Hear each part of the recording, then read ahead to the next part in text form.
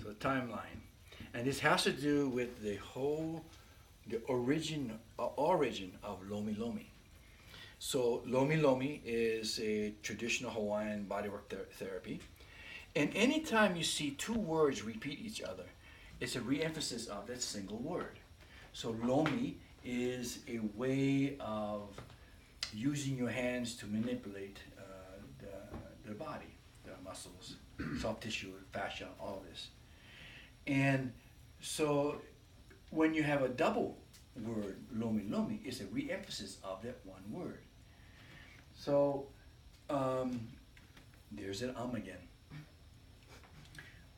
The idea behind Lomi Lomi has evolved and changed over time, because in Hawaii, let's just call this the past, and this is the present. See the shadow of my head. The present. So this is a timeline of the present. This is the timeline of the events that happened in Hawaii that has affected the consciousness of the Hawaiian people, and therefore the interpretation of something ancient like Lomi Lomi. So I call this, I just randomly placed these lines here to represent these time periods. I call these time periods, time periods, but the timeline of the events in Hawaii. And this particular timeline here, or period, I call it the Ali'i period. Ali'i period. So Ali'i means royalty. These are the royal class, the kings, the queens, chiefs. This also represents the bloodline. So all of the Ali'is belong to a bloodline throughout Polynesia. So they're all connected. The monarchs in Europe are all bloodlines. So this period here, I call it Ali'i period. This one here, the missionary period. The missionary period. This is in the early 1800s, 1826, around there. First Christian comes to Hawaii. The dates you can see on your handout to be accurate. And what they came with was their interpretation of the concept of God and the deities. Then later on you have what I call the occupation period. The occupation period is when the United States, the United States of America, came in and illegally occupied Hawaii in 1896. And I'm not going to get into the whole political history about that, but I call it the occupation period. Till today, we're still illegally occupied. So the Ali'i period, missionary period, occupation period. Each period, depending on the speaker, depending what reference point they are using, the interpretation of Lomi changes. So Auntie Margaret Machado was one of my teachers. Auntie Margaret, I shouldn't have to put that. Auntie Margaret's Hawaiian name was Kalehua Makanoi Lulu'u Onapali. And she was my teacher for 16 years, and she was a Christian. So her interpretation of Lomi was based on the Bible. Mana is life force, is a Hawaiian word. Mana comes from God. And only through God will you have the ability to have mana. But that's her interpretation based on her reference point. The Lua group, the men's Lua warrior group, they're more aggressive in their approach. In the occupation period, they created laws that prevented us from practicing our traditions. So they created one law, a sorcery law. If you were considered, if you were practicing sorcery, you put in jail. This is the United States occupiers doing that to the traditional Hawaiian people. So everything from here because the Ali'i period, now I'm going to jump back now. The Ali'i period, when Pa'ao comes, Pa'ao was a chief from Tahiti. When Pa'ao comes, he brings his warriors with them, and they just massacre the male population and rape the women to seed their own genes into the society. This is why when you look at a genealogy in Hawaii, you trace them all the genealogies, they all end up to some lineage of the Ali'i clan. Almost everyone. So,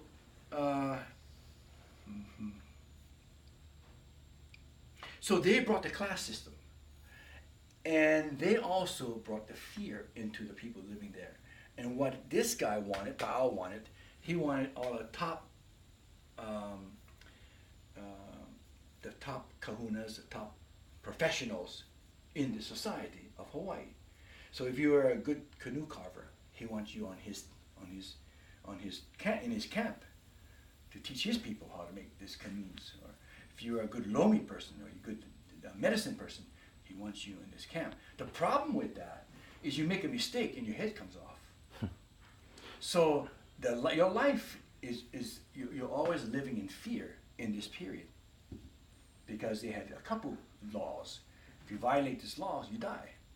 If you're a woman walking on the walls of the aquaculture ponds, these are inland ponds created by the Hawaiians to raise fish. If you're a woman during your menstrual cycle walking on that wall, you're put to death. This is the kind of couple laws that I'm talking about. So they created a class system, and they created they created fear. So the families that lived in Hawaii started to speak in a hidden format called kauna. Kauna. And the information, their knowledge started to go underground. They spoke in hidden ways to communicate with one another, so the outsiders couldn't understand them, because they didn't want to be known as a master Lomi person or a master medicine person or a master canoe carver or whatever their skills were in. So everything went underground. When the missionaries came, they converted the missionaries came, and in conjunction with the occupation period in the United States, they created the indoctrination program to teach the Hawaiian children how to speak English. And it forced them to not speak Hawaiian. My father went to Kamehameha School, which is an all-Hawaiian school, and was reprimanded every time he spoke Hawaiian, and that was his first language. My father's half Hawaiian. He spoke Hawaiian, and they reprimanded him every time. He had to speak only English. So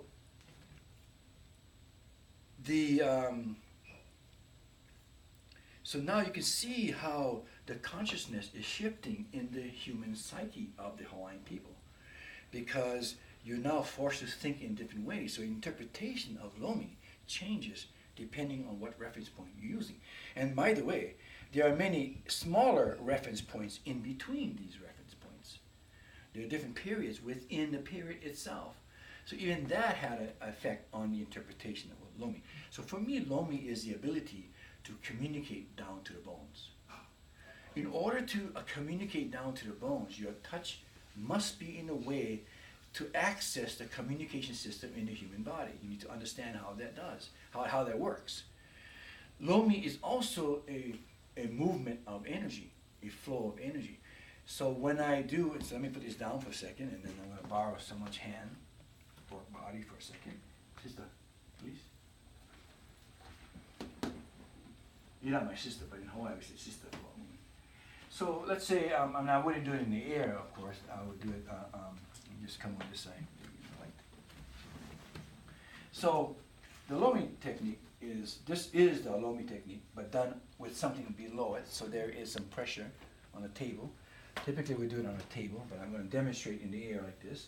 When I'm doing this Lomi, I'm pushing fluids proximally to distally to move the fluids out on the upper valves of the venous return and also the lymph system. And then I come lower to move this fluid into that fluid. So I'm moving fluids. This is Lomi. There's also an energy exchange going on, coming through my palms.